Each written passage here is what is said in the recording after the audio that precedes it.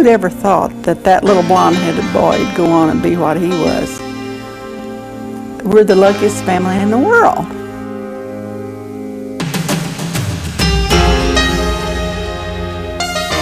I forgot to tell Mr. Auerbach, but I would have played for nothing.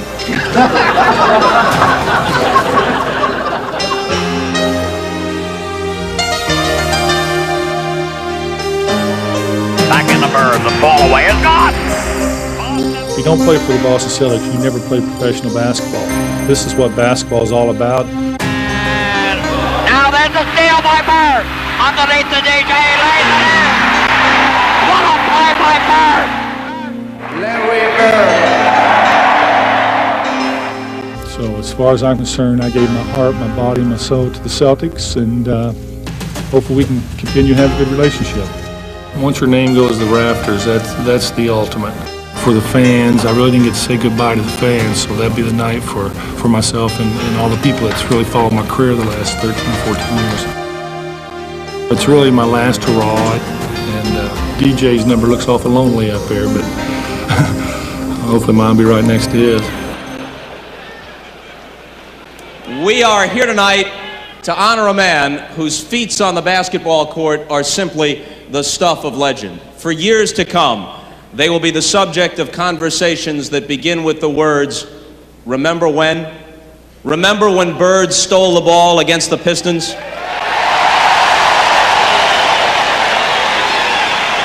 Remember the duel with Dominique in Game 7 in '88? Remember the three-pointer that finished Houston in '81? Throughout the history of the NBA, there have been players who were great at one aspect of the game. Deadly shooters, outstanding ball hawks or shot blockers and so forth. There have also been some, although far fewer in number, who were outstanding multi-dimensional players. But Larry Bird is one of only a handful of NBA stars who excelled in every facet of the game. Shooting, passing, rebounding, defending. And we expected it of him. We expected him to always do everything well.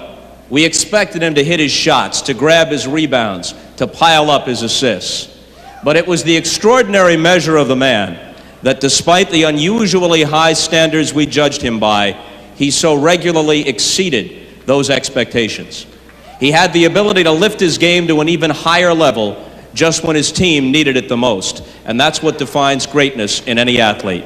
Not just the ability to pile up numbers, but the ability to come through in the clutch and under pressure. He had a quality that went beyond his skills. He was a winner. He was a champion. Larry Bird was a true Boston Celtic. From the moment he first donned the uniform, he became one with Cousy and Russell and Jones and Havlicek and Heinsohn.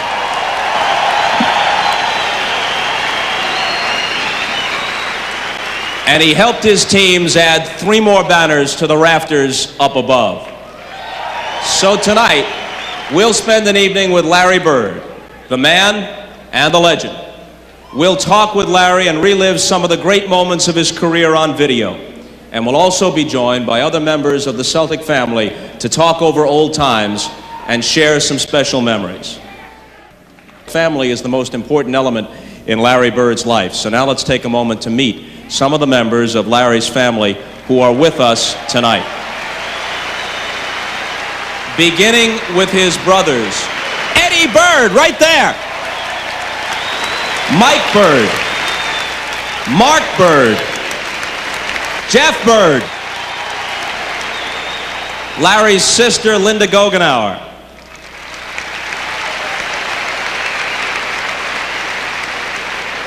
And Larry's mother, Georgia.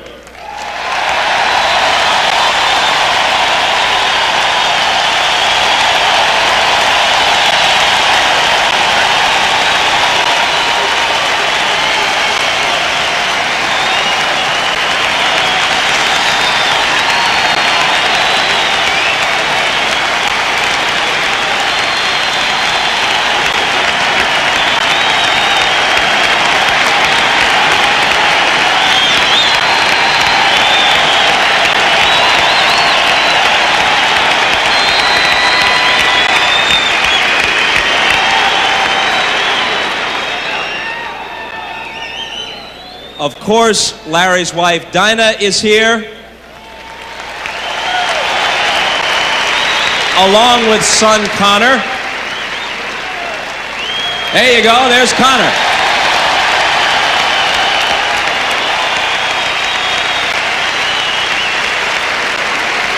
Ladies and gentlemen, for the first of many times tonight, Larry Bird.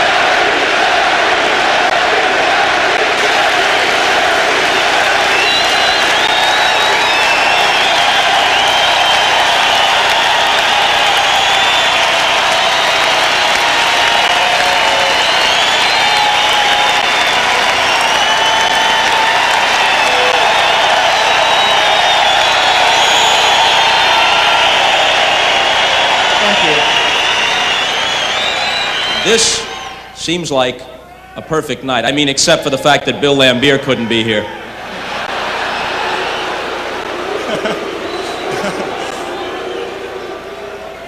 That's true. I wish he was here tonight. What would you tell him if he was?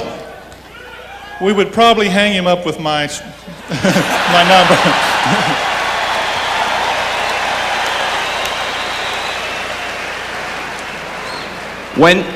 When you got here out of Indiana State, there's a story about when it dawned on you that you could be more than just a very good player, but you could be somebody who really mattered in the history of this league.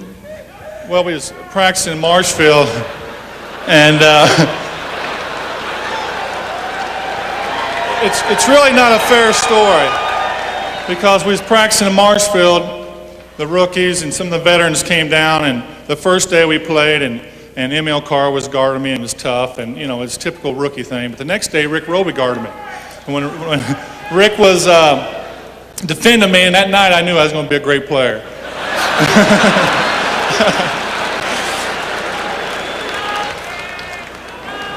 What kind of sense of the Celtic tradition did you have when you first got here, and what you were heir to?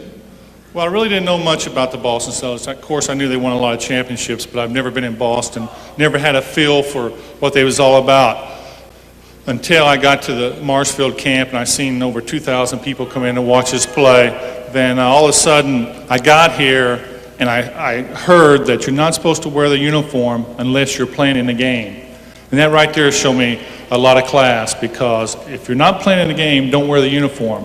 If you're playing and you put the uniform on, you better play and you better wear it proudly.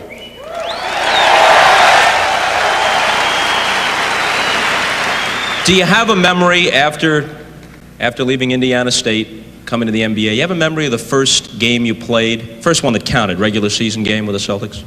The one thing I really remember about the first game is somebody let a dove out, or a pigeon, a white bird, and I knew right then that it was something special. The first shot I took, I missed, and I ended up getting the rebound, putting it in with my left hand, but it was all a fall. I didn't think it was such a big deal, but as I played 2 or 3 games, I knew I was in for a tough career here, because I knew Dave Cowens told me when I first came in, he goes, the one thing about playing in Boston is don't go about it 90 or 80% because the fans know basketball here. And that stuck with me. And he said, if you dog it, they know. So play 100% every night, you'll have no problems. You know, we mentioned earlier that you're following Russell and Kuzi and Heinsohn and Havlicek, and Cowens was still on the team. But an even more daunting prospect, you got Steve Kaburski's number. I mean, that was something right there, right? Well, I heard when Steve was playing, he said his number is going to go up in the rafters like everyone else. So tonight, I guess he's right. So let's take a look now at some of the highlights from those first few years with the Celtics, capped, of course, by the '81 championship in the finals against the Rockets. Drafted in the NBA by the struggling Boston Celtics, Bird was looked upon as the savior of their proud tradition. Everything's starting to fall into place. I hope you all realize this. We got Larry, one or two little moves, and we're ready to go. Having finished in last place the season before, the Celtics hoped that this 21-year-old basketball wonder boy from rural Indiana would be the cornerstone of a new dynasty. But he would prove to be even more than they could have imagined. Shake loose to Larry Bird. Bird, beautiful pass to Ford. Ford, a three-point shot. Bird, a rebound and a basket, and he's fouled. Bird, tremendous instinct for the offensive board that time. Celtics have got 3 seconds. 2. Bird, a runner. It's good! Yes, indeed! 28 seconds. Bird, slap pass to Archibald. Ahead to Henderson, to Bird on the cut. Beautiful! Leading the Celtics to the largest single-season turnaround in NBA history, Bird would capture Rookie of the Year honors and revitalize both the franchise and its fans. And in his second season, he would lead the Celtics confidently into the playoffs on a mission to recapture championship glory. Though they would fall behind 3-1 to the Sixers in the conference finals, Bird would simply refuse to let the Celtics' title hopes die. Playing with ferocious determination, he would lead one of playoff history's most dramatic comebacks as the Celtics clawed their way back to even the series at 3. The Sixers could only watch as Bird delivered the knockout blow. Bird's coming to the left. Stop and pop off the glass. It's gone. Boston leads 91-89. Bobby Jones is going to put the ball in play. And the pass hits the top of the backboard. And it's over. They won 3 in a row. They came from 3-1 down. And they have won the series. It's all over. Bird had brought the finals back to Boston Garden. And now the Celtics look to raise the 14th championship banner to its hallowed rafters. Larry Bird. Follows his own shot. Oh, what a ball. As soon as he shot that ball, Boy, Henderson broke it up. There's Bird again. Larry Bird with a steal. Henderson back to Bird. Beautiful. Look at this crowd. The Houston Rockets could only helplessly watch as the Celtics methodically eliminated them in 6 games, led by a determined Larry Bird. In just 2 years, this young Hoosier had taken Boston from last place to an NBA championship, fulfilling their wildest dreams. It's all over. The Boston Celtics have won the World Championship in 1981, and they have become the 14th flag winners for the Boston Garden. The 1981 World Champion Boston Celtics.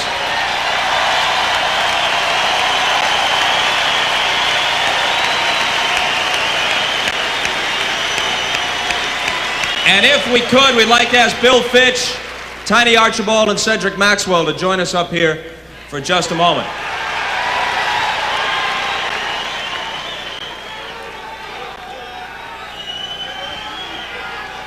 Tiny, you'd been a great player in the league, led the league in scoring and assists, but this was your chance to play with a champion. Well, I'm just happy to be here tonight.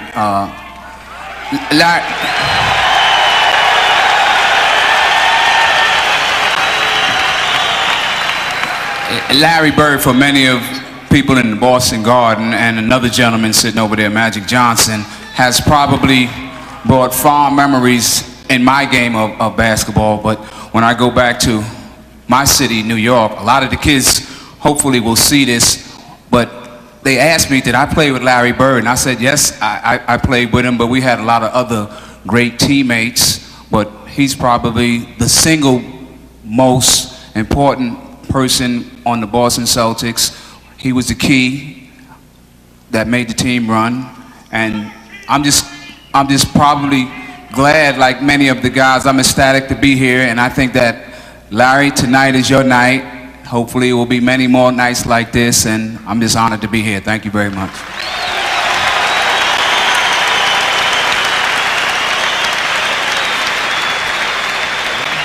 Bill, I know it's hard to explain, but what does it mean to a coach to have a player like Larry Bird?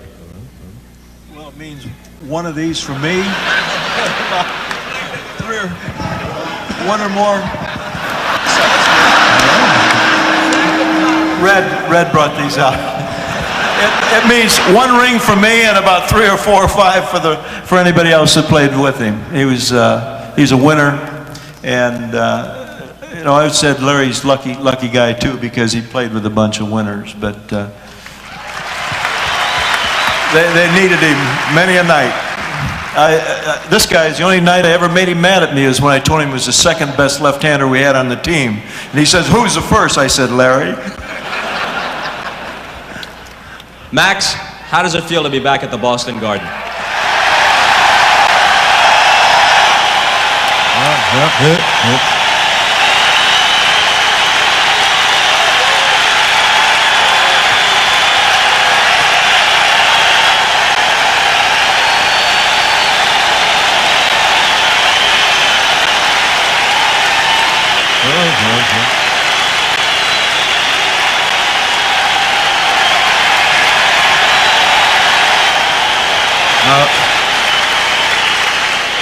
Sit down. Great being back. Unfortunately, they gave me the gift, Larry, so I guess I'm gonna take it home with me. It was a thrill really playing with you, and you know it was me and you first of all. Before you challenged any of these guys in the NBA, it was me and you going heads up every day, and all I remember, them 20-footers raining down on me, so. And I always remember thinking like, boy, you know, this white guy really can play, can't he?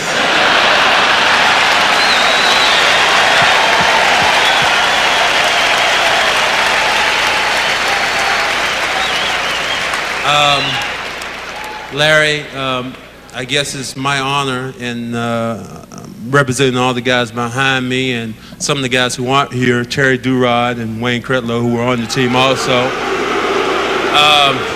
It's my honor to present you with this, what the hell is this?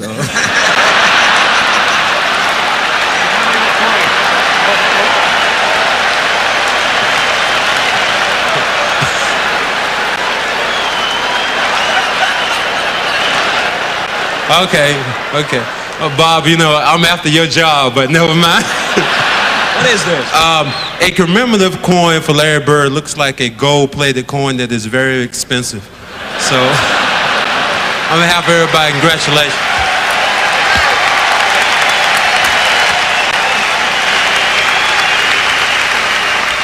You know, this team was very special because there's only one guy who had success in college, and that's Rick Roby. And you know that they're really pros at Kentucky because they all get paid anyway. So we felt very honored because none of us really had success in college, and this team won a championship, and it was really great because it's the first time we won something any of us has won anything, and it's very special. So this team was very special. There's no question about it.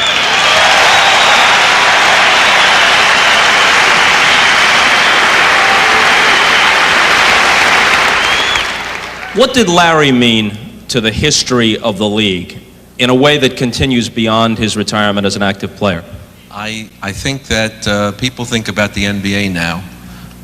They say teamwork, they say leadership, they say making everyone around you better. I'm looking forward, 5 years from Monday, they're going to announce that Larry and Magic are in the Hall of Fame, and we're going to talk about it again.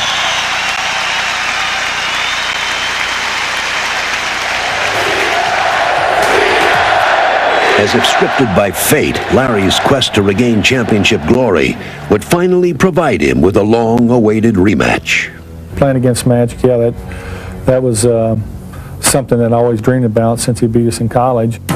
But as the series began, it seemed more like a familiar nightmare as the Lakers quickly stole the Celtics' home court advantage and seemed ready to put an early end to their championship dreams. This has to be one of the most decisive routes in championship game history. But Bird was not ready to surrender.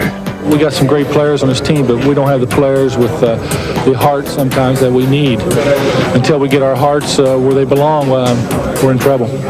He had sounded a call to arms, and his Celtic teammates would respond with ferocious intensity. Outlet to Worthy.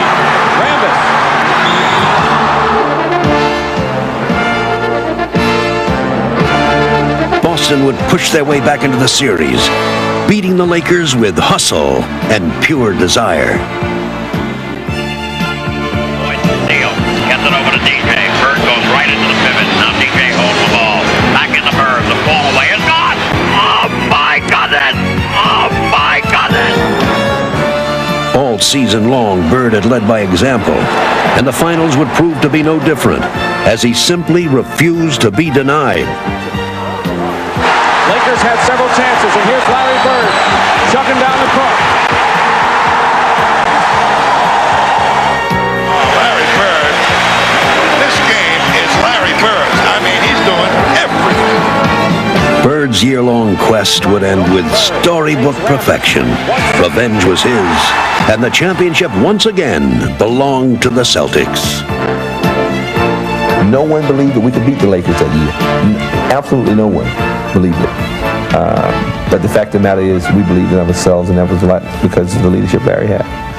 The Boston Celtics are the NBA World Champions in a grueling 7-game series with the Los Angeles Lakers. The 1984 World Champion Celtics. Quinn Buckner, M.L. Carr, Gerald Henderson, DJ later, don't worry. ML? Hi, Bob. How are you? Good to see you. Quinn, how you doing? And Gerald? Yeah. Now, go ahead. Give it one wave. Go ahead. Give me a wave. Show them how it's done. There we go. Get them going for them.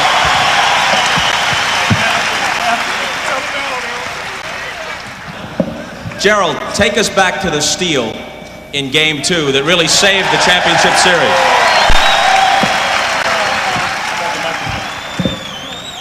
Well, I think, what happened was more of an instinctive thing. Me and ML used to talk to each other before anytime we had to go in before defensive situations, and we would just psych each other up. We got to make something happen, ML. We got to do it because it was a dire situation there, and fortunately we came out and the defense rotated properly, and as Casey taught us how to do it.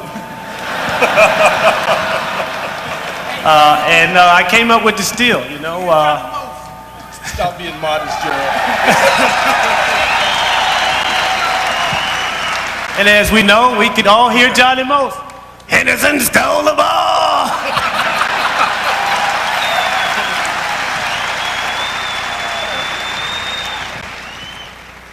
Now, ML, if you weren't in the game, and Larry was, and as I recall, that was often the case. Most of the time. Yeah. Then the towel-waving duties fell to you. Well, I received, during the course of my career, the latter part of my career, a lot of boos and yells concerning that towel. But I remember in the Philadelphia series, I picked it up one time on a game here in Boston, got the fans going a little bit. And Larry came to me another time and said, ML, get that towel going again. So when Larry tell you to do something, you do it. How hot was it in here, Game 5 and Game 7 at 84 against the Lakers? They said it was 105. All I remember is Kareem Abdul-Jabbar with the oxygen tank to his face.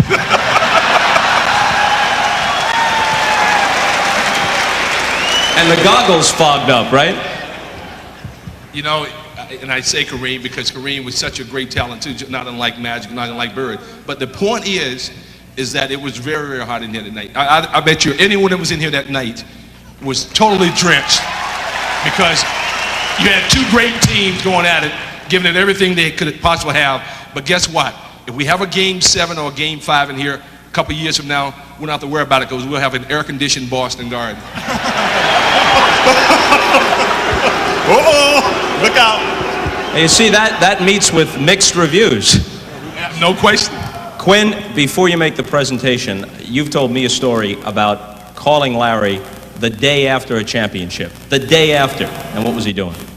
Well, for me, it was a unique experience. First of all, play with him. But after we won in '84, we went out, you know, go after the game, you go eat dinner and do things like, you know, people do. But we get ready, so I called Larry the next day, and I called over and asked Dinah, I said, Dinah, where's Larry? The very next day after we won in '84, ladies and gentlemen, Larry Bird is out running trying to get the championship, the next NBA championship. That's the kind of dedication that Larry Bird had.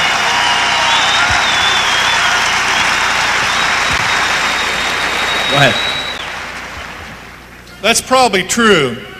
But I probably felt so bad when I got up, I had to do something to start feeling better.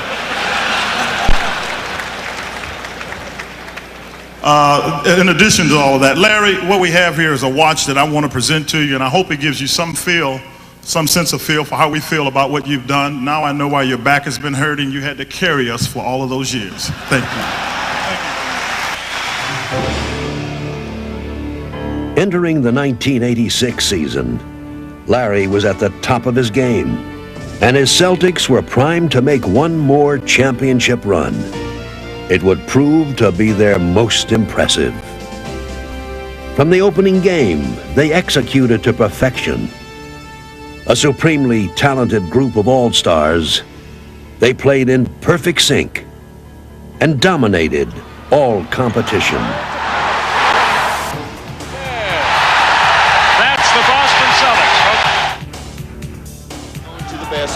Bird just hit him with a screen, then gets it back to the air, coming through. Yeah, we went out there with a job in mind, and we all knew what our jobs were. And when we went to work, it was like punching in the clock. You know, if I'm on the assembly line, and my job is put the radio knob on the radio, I'm putting the radio knob on the radio, and the other guy's putting in the buttons and putting on the antennas. And you know, Larry was the antenna man, and we were the button man. For Larry, doing his job had never been more rewarding. With the addition of Bill Walton, Larry had more weapons than ever at his disposal, and he used them to devastating effect. That's by Walton on the cutting Larry Bird. I think what made that team so special was its ability to play any kind of style. You know, we could play the setup game, we could play the fast break game. We had great defense, great rebounding, and then if nothing was working, hey, we could always just give it to Larry, and he'd step back and shoot a three. As the Celtics dominated the league, it became clear that this season would not only be a drive for a championship, but also a journey into history. They would lose only one game in the Boston Garden all year, setting an NBA record for home court mastery. They would compile the second-best record in Celtic history, and Bird would join Bill Russell and Wilt Chamberlain as the only players to win 3 consecutive MVPs. The playoffs would be a mere formality as the Celtics dropped only one game on their way to the finals. And even the championship series itself would be less a contest than a coronation. Bird carries out the game plan. And the Rockets want to know what hit him.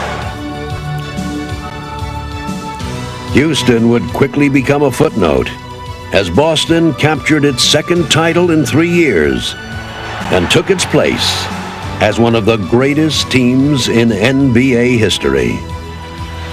Bird goes in a three-point land. Oh, that's a three-point. He makes it a 28-point lead. I mean, I always felt that, and still feel that that's the best team I've ever seen in this league. I'm sure Magic's got a team he liked to throw up against it, but to me personally, I thought that's the best team ever assembled since I've been in the league. 16 out of 40, the greatest winning tradition. You did it with hard work and teamwork. You've earned it. It's yours. Enjoy it.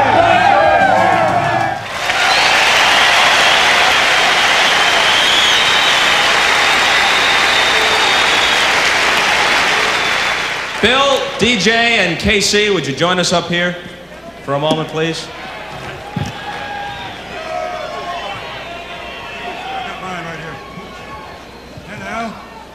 All right, now, KC, you played with and coached some of the best teams and with some of the best players in the history of the league. But this '86 team not only was one of the greatest in terms of results, but their feel for one another on the floor, their passing ability, their intuitive sense of where each of the others were. That was remarkable. Very remarkable. These guys came in together in '81. There's Kevin, there's Larry, there's Robert. And they knew, Dennis Johnson, Danny Ainge, they knew what each other could do. And what I did was said, okay, let's see what's happening out there. And you'd see Larry shooting the three-pointer, and then I call a timeout, and they didn't count the three-pointer. So he's very upset with that, so I diagrammed the play. He says, heck with the play, Case. Give me the ball and tell all the rest of the guys to get out of the way. I said, shut up, Larry. I'm the coach here. Okay. All right, Dennis, you take the ball out and give it to Kevin, then you throw it to Larry, and everybody get the hell out of the way.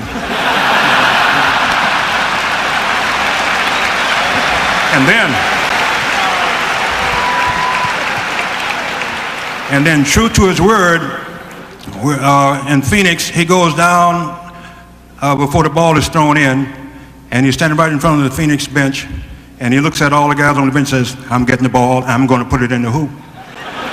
And he says, watch my hand as I follow through. The ball is thrown into Kevin. Kevin gets to Larry. Larry fires it up, puts a hand in the air as he continues on to the dressing room. Now that's what you call arrogance.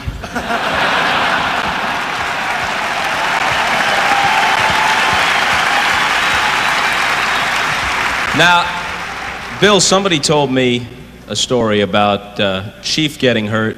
You come in and you say, all right, I'll pick up some of the offense here in Chief's absence. But what did Larry tell you? Larry knew I was going to be coming ready to take a lot of shots tonight and get a lot of minutes, because Casey had to play me. It was either me or Greg Kite, and basically it had to be me. And so Larry, Danny Ainge, and myself were always the first three guys to the gym.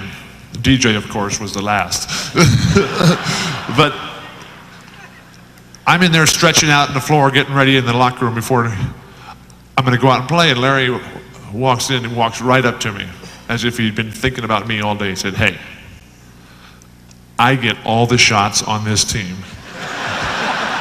Just because Kevin or Chief are not playing, that makes no other opportunities for you. Now get your butt to the weak side and get some rebounds so I can shoot more.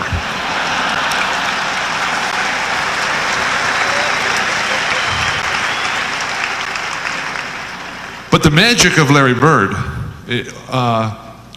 was not on the basketball court, was not in the locker room. It was in his ability to create an atmosphere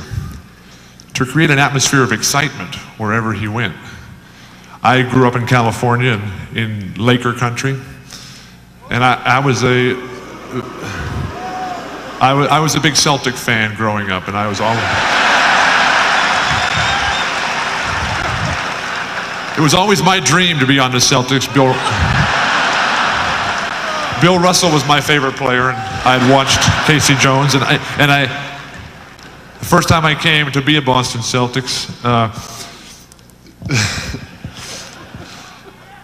I come in the gym and Larry starts playing great as he always did, and And the fans started chanting, Larry, Larry, Larry. And then a little bit later it was MVP, MVP. And the excitement in this arena that is present here tonight was created by Larry Bird's play. But not just by his play, but by his presence as it is here tonight.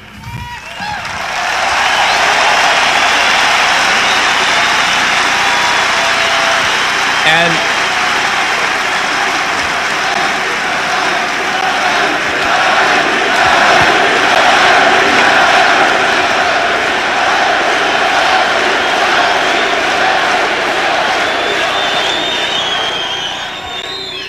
well, Dennis Johnson has just been sitting here, so we should turn to him. You've called him the best player you ever played with. Without a doubt. DJ probably wasn't our best scorer. He probably wasn't our best defensive player, but what DJ did, he did a little bit of everything. And what he did good. DJ wasn't the greatest shooter in the world, as we know. But when the game got down the last minute or 2 minutes, if the game was tied, DJ seemed like he always came through for us. He always made a big steal. He was always in the right place at the right time. He brought so much to our club in '84. It was just unbelievable, and we all felt very awed about it. And I'm glad I had an opportunity to play with him, because there's no question. I mean, Robert and Kevin are great, but DJ did a little bit of everything. He was very special in a sense of every way, and that's why I said that. But I've been very fortunate. I've played a lot of great ones.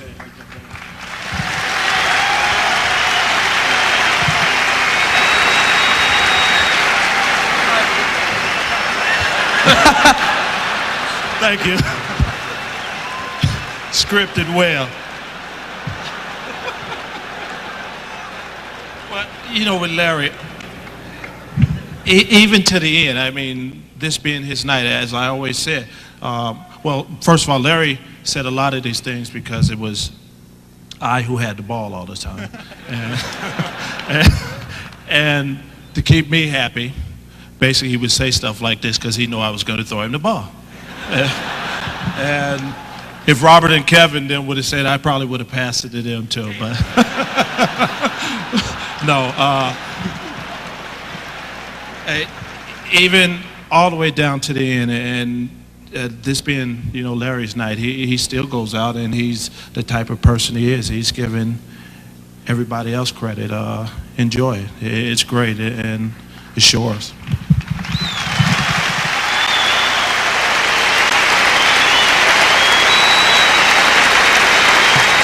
And I mentioned that Larry Bird lived the game of basketball. One of the things we used to do was watch a lot of satellite television. Larry didn't do it, but Kevin and I, Chief, would do it. And I'd be watching these West Coast games in the middle of the night, and I'd see a great play by Magic and Jabbar, and a great play by, I don't know, Magic, were there any other teams out there on the West Coast? And I didn't know. So I'd get an idea, Riley would have a great play, and I'd write it down. I'd quickly call Larry up in the middle of the night, and it'd be 1 o'clock in the morning. And I'd dial his number, and he wouldn't even say hello when he picked it up. He'd say, Bill, that play won't work. Now get some sleep. Get some sleep and quit bugging me. Good night. Hang it up.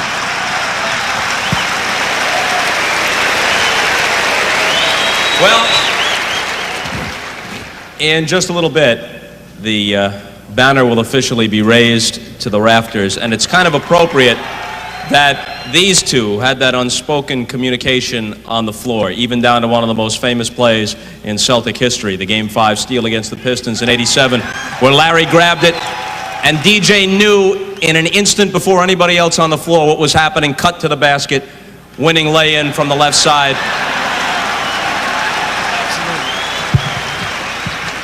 You didn't know? In a second.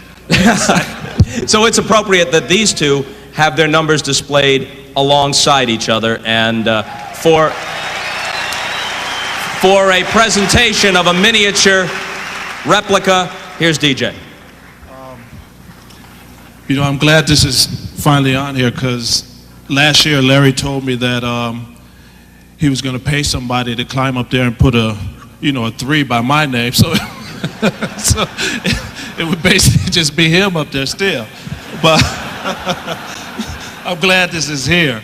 The inscription says, On Larry Bird Night, Boston Garden, February 4th, 1993.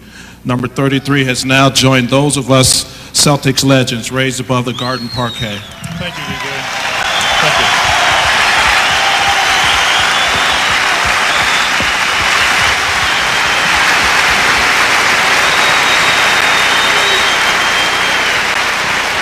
Now, before you fellas go, there's one important member of the '86 team who couldn't be here tonight for a very simple reason. He's playing for the Phoenix Suns, but you know how we remedy that, so here's Danny Ainge.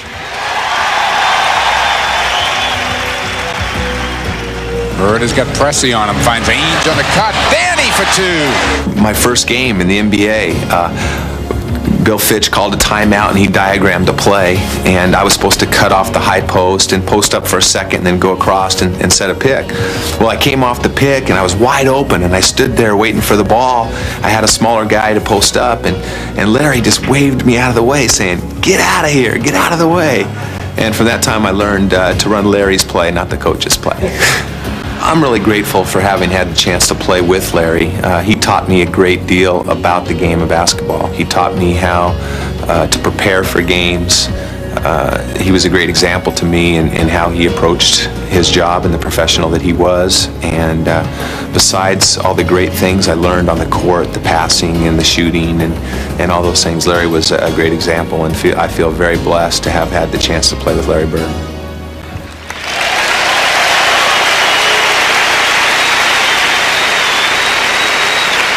Now, ladies and gentlemen, the greatest front line in the history of the NBA, Robert Parrish, Kevin McHale, and Larry Bird.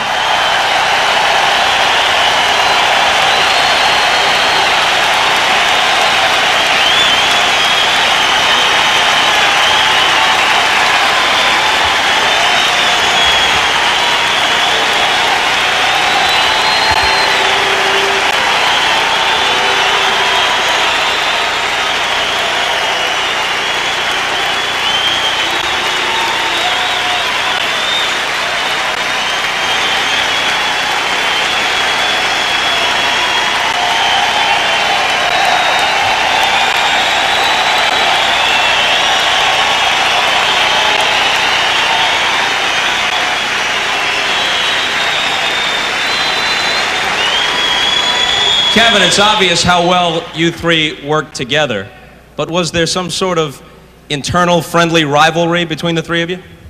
I don't think we were really rivals in any sense, and we had some good practices and everybody got after it pretty good a lot of times. But no, there wasn't. I think that the thing that Robert and I knew from day one, the thing I knew from day one, it was Larry's team. You know, and Larry ran the team, and we knew where we fit in. Larry was multi-dimensional. Chief and I were finishers. We'd run down that box. I tell you right now, Larry was still out there standing right in that corner. I'd get my butt down that box and get the ball because he gave it to you where you needed it. And you know, so we knew that right from the start. There wasn't, but there was just a mutual respect amongst all three of us, and that's what made it work. There was a stretch in 1985, and I think these two games were maybe a week or 10 days apart. You got 56 against Detroit, and that broke Havlicek's team record. And Larry got you the ball right at the end so you could pile up some more points, right? And then he had a comment for you at the end of the game. Well, Bertie told me at the end of the game, you know, 56 points is a lot of points. I'm figuring, man, I got to let someone else shoot now. I mean, this is crazy because I had never scored 56 points before, even in a church league game, you know. So we were out there, and so I kind of said, nah, that's nothing. Bertie said, hey, it doesn't happen that often, you know, you go for 60. And I thought, nah, I'm not going to go for 60. And after the game, Bertie said, should have gone for 60 because I'm going to go for 61 these days. 9 days later, he went for 60.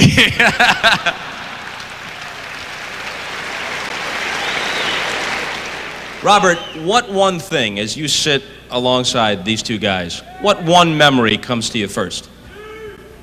I would have to say when I first came to the Celtics, I witnessed the first practice, and that's when I knew that Kevin and Larry and the rest of the team that was similar in back in '80 was a very special unit. And that's when I knew that we could be a very special team and accomplish great things.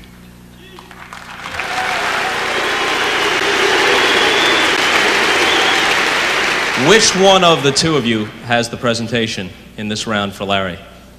I don't know. No, they haven't prepped this on. I do. I'm just kidding. I got the presentation for Larry right here. We got something here. Here we go. Okay. All right. Boy, whatever it is, Birdie, it's heavy. I tell you that much.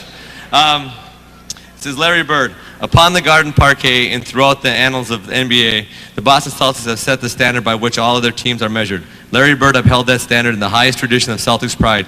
His extraordinary play defined an era in Celtics history. And truer words were never spoken.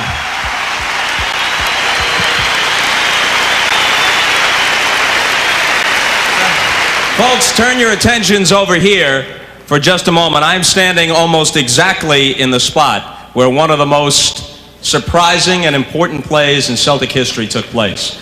The spring of 1987, Game 5 of the Eastern Conference Finals against the Pistons. The pivotal game in the series, and Detroit is up by a point with 5 seconds to play. They've got the ball out of bounds. It's in the hands of Isaiah Thomas. All they've got to do is get it in and execute, and the game is over. And Game 6 is in Detroit. You all know what happened. Let's listen to the call. Seasting bumps him a couple of times. Isaiah nails it top of the key with 17 seconds to go, and the Celtics call time. It's Detroit by 1, 17 seconds, so Boston goes for the final shot. On the left it goes to Bird. Bird guarded by Mahorn. Drives around him. Goes on in. And the ball gets knocked out of bounds by no, they call it the other way. When we lost the last opportunity to score by throwing the ball away, I was sure it was over. Detroit ball with 5 seconds to go. The game was over, and Detroit had won. Thomas wants to get it in quickly. Please, somebody come up with, this ball. Now there's a steal by Bird. Underneath the DJ, lays it in. Right at 1 second left. What a play by Bird. Bird stole the inbounding pass. Laid it up to DJ. DJ laid it up and in. And Boston has a 1-point lead with 1 second left. Oh my, this place is going crazy. Oh, this is right up there with all the great ones that have been played. This is one you look back on and kind of smile and say, yeah, foot was in the trap, but we snuck out of there somehow. Bird steals it and gets it to Johnson at the buzzer. Oh, my! Yeah, he made a great play, no question about it.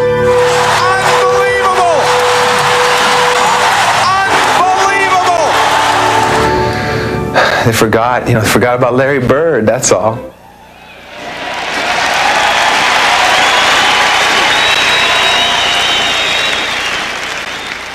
And that play against Detroit helped to set up the final championship confrontation between the two great rivals of the 80s, the Lakers and the Celtics.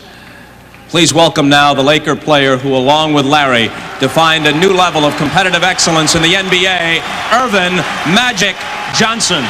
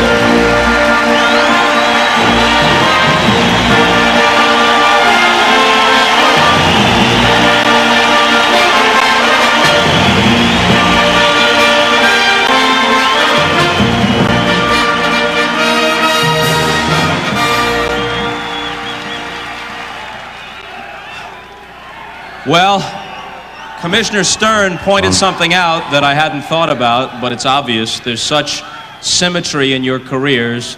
The championship game in college, entering the league at the same time, being the big contributors to its growth through the 80s, playing on the dream team together as you close out your respective professional careers, and now you'll go into the Hall of Fame on the same day, the two of you. That's fitting.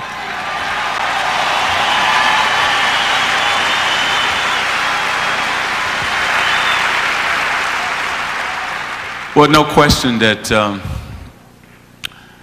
you know, it was tough times in the beginning for both of us, being the competitors that we are. So we very rarely spoke or said hi. But I think after that one commercial, you got a chance to see. I got a chance to go to Mom Bird's house, and we sat there and we had a chance to have a conversation, finally for the first time. And we found out that we were much alike. We have similar backgrounds in terms of Midwest boys, and we just started laughing and giggling like two little boys, and it started a friendship that will last forever. And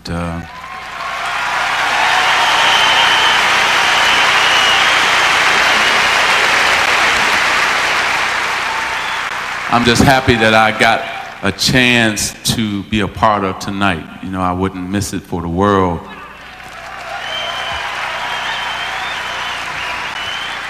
You know, you caused me a lot of sleepless nights. You know, I tell people all around the country when they ask me a question, who's the best, who this, who that, and I always tell them that you know, I didn't play back and way back and all that, but when I was playing, that you're the best all-around player that ever played, and that, but more than that, the more respect that I can give you is the fact that you are the most feared player. I feared you more than anybody else because I knew if it was a little time on the clock, you know, 0.11, half a second, this man would find a way to win that damn game.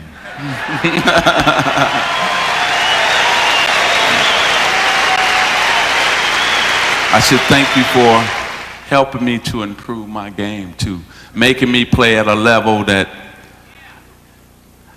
I don't know how I got up there myself, you know. It was just a sense of unbelievable high. You know, you guys are lucky, ladies and gentlemen, because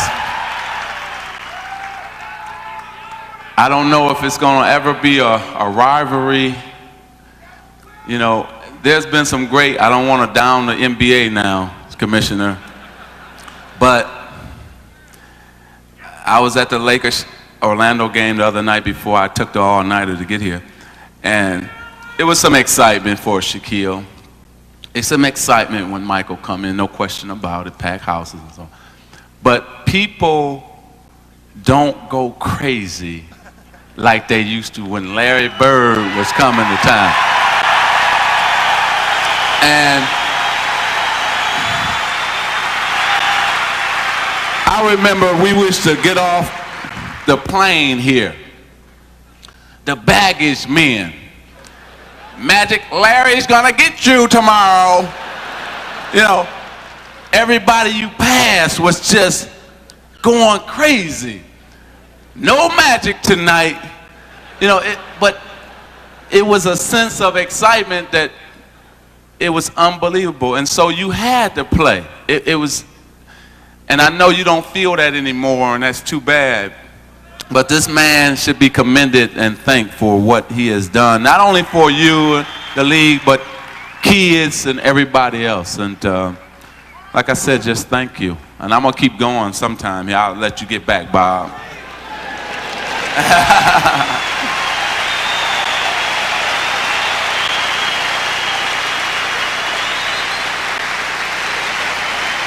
You know, I guess there's 100 questions I could ask about specific moments, but it's hard to rank any one ahead of the second or the third one. So why don't you just express your feelings for Magic Johnson?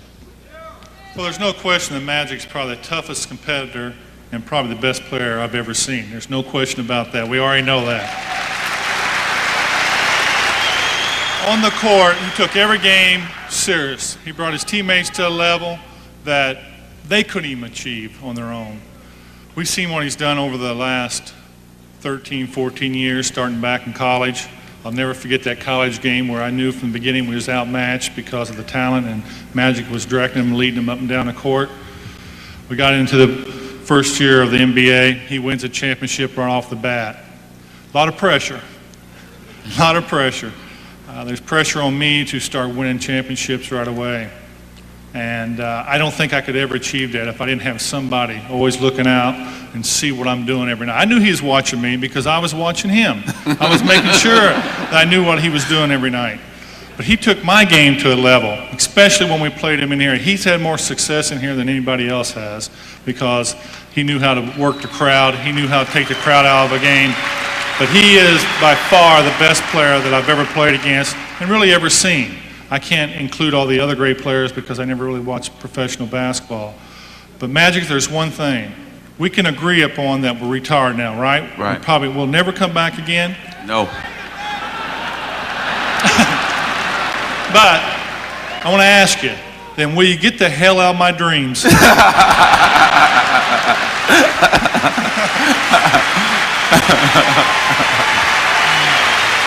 Oh, man. What are you talking about? I'm going to tell this story, and then I know you're trying to get me off. You want to go home and everything. We're in L.A., and I'm hurt. So I can't play against the Celtics. You know I'm killing myself. So, you know, Larry warming up.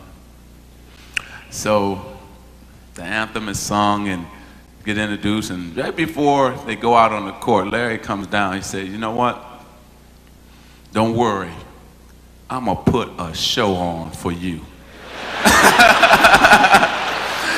And he went out.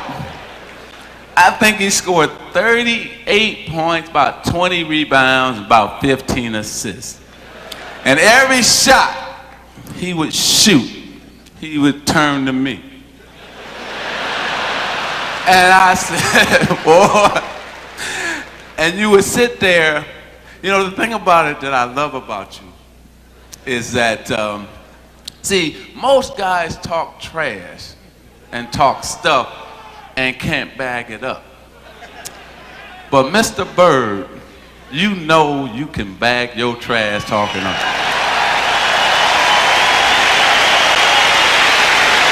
And last but not least, I'm going to say this because you told me one lie. You only told me one lie in your career. That's pretty good. Only one. And you only lied to the fans and all the people in the world one time. And you know what that lie was? You don't remember, do you? Larry Bird said that there would be another Larry Bird one day. And Larry, there will never, ever, ever be another Larry Bird. And so I don't care how many people, how many players, there will never, ever be another Larry Bird. So you take that to the bank. I love you, I respect you, and I admire you.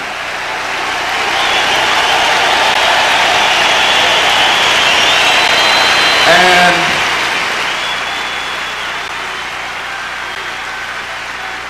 I'm gonna get off of here before I start crying.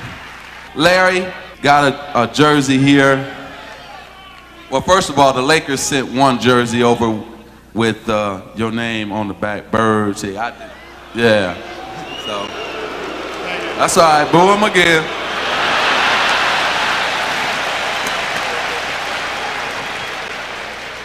Oh, you know I'm having fun with this, so go ahead. And last but not least, this is mine, and I signed it to you, to the greatest basketball player ever, but more important, a friend forever. And I appreciate that.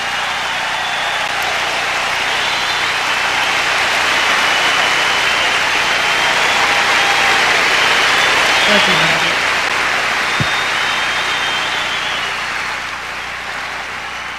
You noticed I signed yours on the back. That's because that's how I ever seen of you. It says, to Irvin, a great champion and competitor, you are the best. And thank you for all the great competition and all the great games. See, when we played the Lakers, it was the ultimate game. Of course, we played Philadelphia back in the early days. And the only reason I say that's the best rivalry is because we never got to play the Lakers more than 2 or 9 times a year. It would have been nice.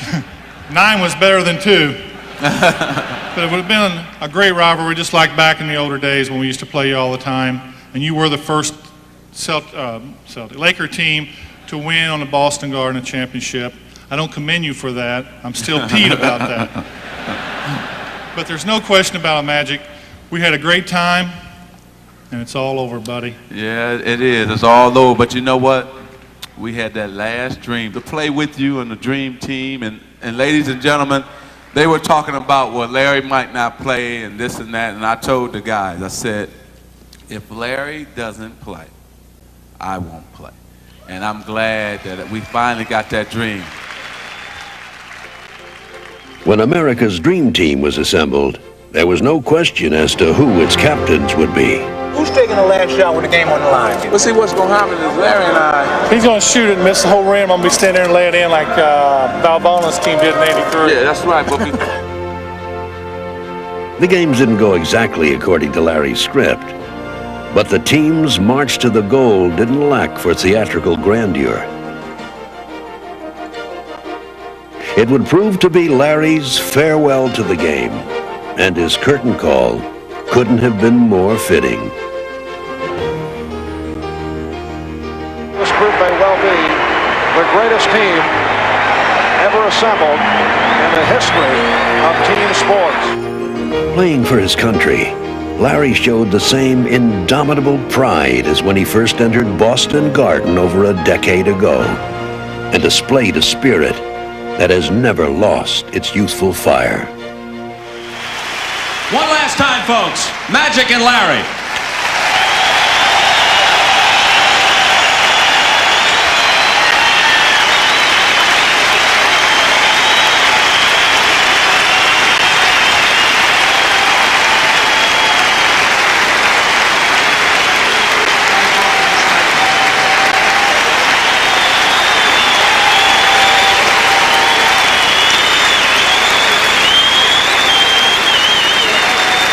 Now it's a pleasure to welcome back the man who headed up USA men's basketball when he wasn't running the Celtics, Dave Gavitt.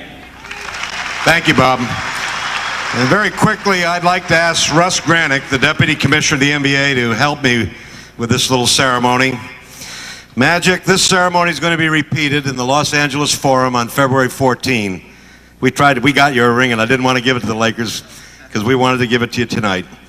But I'd like to ask Russ, on behalf of all of us at USA Basketball, to present to Larry a ring specially made by Balfour, emblematic of winners of the gold medal of the 1992 Olympic basketball team, Olympic champion. And Cap, you certainly deserve it. And Magic, it wouldn't have been like it was without you and Larry there. I felt that Larry and I developed a very good friendship in Barcelona. It was a lot different than I thought he was. He seemed a lot, very caring, told a lot of jokes. We developed that Harry and Larry routine. He talked a lot of trash. I just wish, Larry, I wish you were still playing so I could pay you back for all the stuff you were telling me this summer in Barcelona.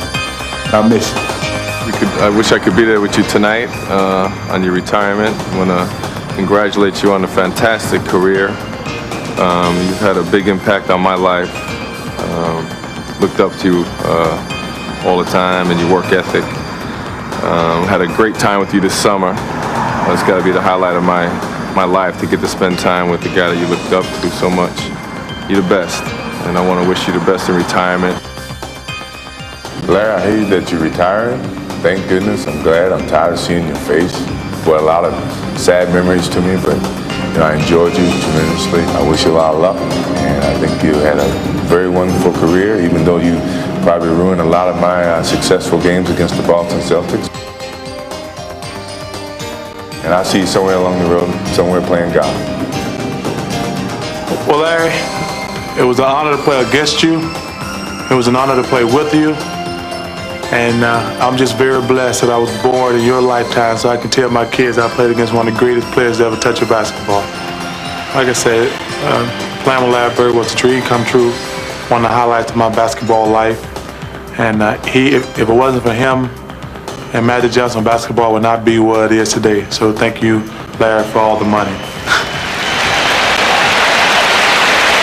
The fellow who has been here for every Celtic championship in one capacity or another, as coach, front office man, guiding light, could not be left out of tonight's ceremony. So let's light up the garden for Red Auerbach. Light it up one time for Boston and for Boston's team. So proud to play on that glorious Broadway where the colors of candy green. Light it up, light it up, light it up one time, I say. Even the world, Russell to bird, light it up. One more time for you.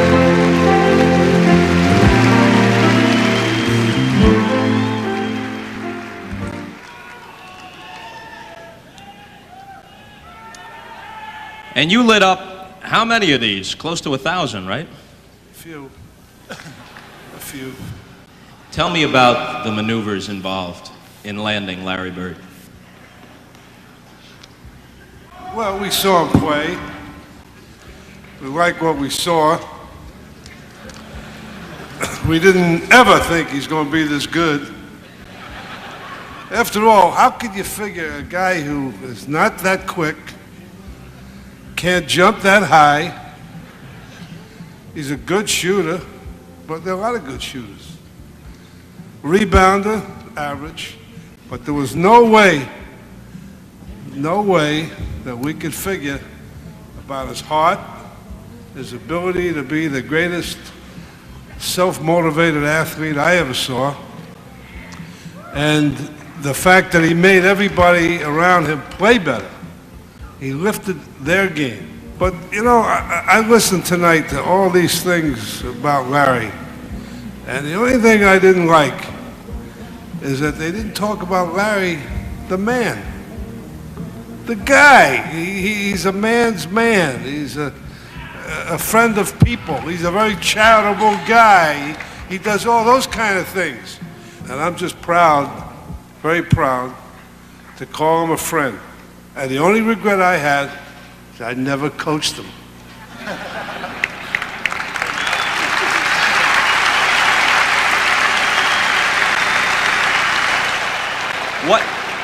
What was he like to negotiate with, even with the agent as a buffer in between? Well, the last two we sort of did ourselves. We sit down and lie to each other. He was telling me how great he was, and I was telling him how great I was. But the one thing I've always told Red is that, Red, you're getting paid a large sum. You haven't scored one basket since you've been here. That's true. Bird the steal in the forecourt, starts to break himself, goes by Seasting on the cut. McHale, one great play after another. The board on the cut to Bird, swings through, little reverse, layup is good. How did he make that? A little off balance. Bird with the steal behind the back to it to Bird. Behind the back move. Dumps it to Parrish. Yes. Bird the rebound. Over his head to McHale. Bird to Vincent to Bird. Over the backboard. Larry Bird. Run up. Over the shoulder. Nice for two and a foul. What a pass by Larry. Although he's still going for those fakes. And DJ up quickly to Bird. Gets it to Parrish. What a play by Bird. Bird, little fake down the lane. Oh, Larry Bird. What a play by Bird. Bird with the pass to the legs of Sigma. Put that in the can. Now they clear aside for Larry. Fakes it. Bird. There's the play of the game, right there.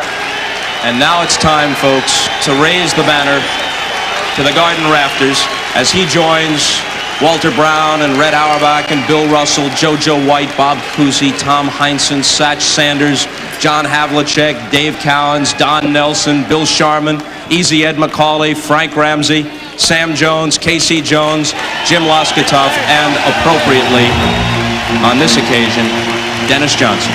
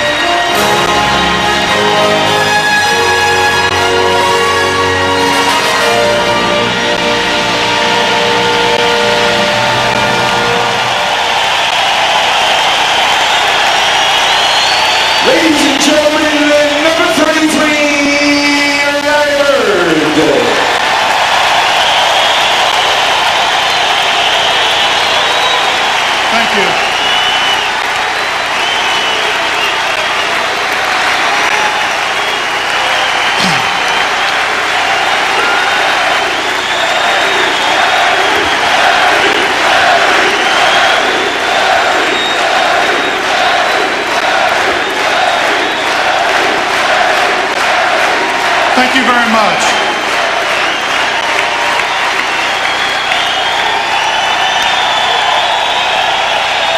13 years ago, thank you very much.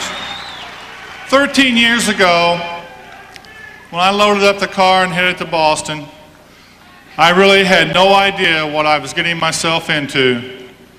I thought I would come in front of you and play in front of about 10,000 people, do my job, go home, come back the next night, and repeat it.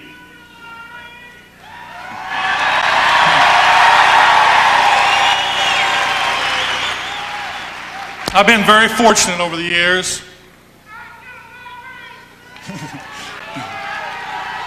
I know what you're trying to do. You're trying to make me cry, and you probably will. I've been very blessed over the years. I played with some of the greatest players that ever played the basketball game. I had an opportunity to play with Robert Parrish. I had a chance to play with Kevin McHale. I had a chance to play with Tiny Archibald, Cedric Maxwell, and Dennis Johnson, and more and more and more. Yes, I'm going to miss playing for the Boston Celtics because I was very proud to play for the Boston Celtics. I never put on a uniform to go play a game. I put on a uniform to win. I was taught to win. I was taught to win, and I was taught to be proud. I was taught to hold my head up high. When you lose, you hold your head low. You try to motivate yourself to the next game. Yes, I'm going to miss running the pick and roll with Robert Parrish. I'm going to miss throwing a ball down low to Kevin McHale and watch him do his work. See, them guys took all the pressure off of me. If I couldn't get the shot off, all I had to do is go to them. Yes, I'm going to miss playing with DJ, the backdoor pass, cutting under the basket for the easy layup. But most of all, believe it or not, I'm going to miss the fans of Boston and the people of Boston.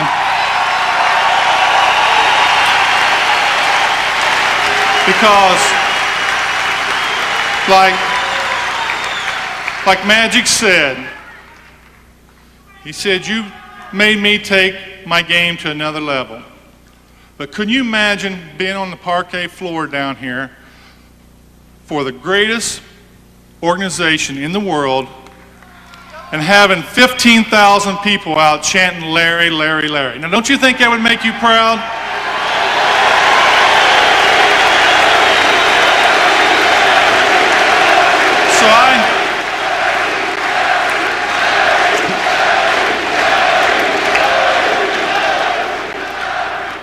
So I knew when I got here after the first few games that you demanded this team of ours and this organization to start winning championships. We knew that, the players knew that, and most of all, our opponents knew that. We did our best to win not only games every night, but championships. I always felt we had enough talent to win 5 while I was here. Unfortunately, Magic got in the way in 2 of them. But you made me in 1986, in the 6th game against Houston, reach a high that I was always chasing. A basketball feeling that I didn't think I could ever attain. Of course, I've been up for games. I've been sky high. But I never concentrated on one game like the game in '86. If you can remember walking, when we came out of that tunnel there, in '86, come on. Came out of that tunnel there, and the fans were standing. They smelled blood. They wanted us to win a championship.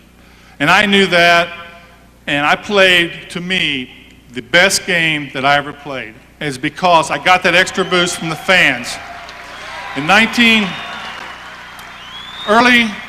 found that the team wanted me to be their captain or leader, I came and asked you, the fans, many times to get us over the hump. We knew you wanted to win just as bad as we did, but your voice, your excitement brought everybody to that level that we needed to get over the hump. We talk about the '84 game when it was hot in here. The Celtics, it wasn't that hot. It's only hot when you're playing in the other opponent's building. I thought that that night was a game that was a must-win. And again, we called for your help, and you gave it to me. Gave it to all of us. So tonight I leave. I leave basketball forever. I leave a game that I loved. Sorry, but I'm gone. I'm history. I dedicated my life to basketball, and I dedicated my life to the Boston Celtics. I dedicated my life to the fans of Boston. I tried to play through pain that I thought that I would never be able to get out of bed. I don't want no sympathy. I just want to know what you meant to me as a player. I did my very best to please each and every one of you.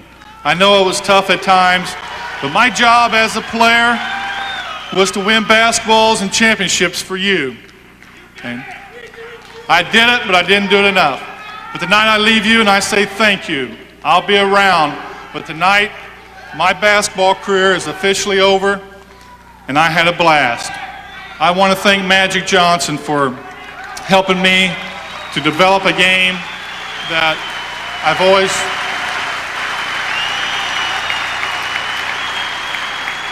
I think it's very ironic that we both came in the same year, go out the same year, go to the Hall of Fame in the same year.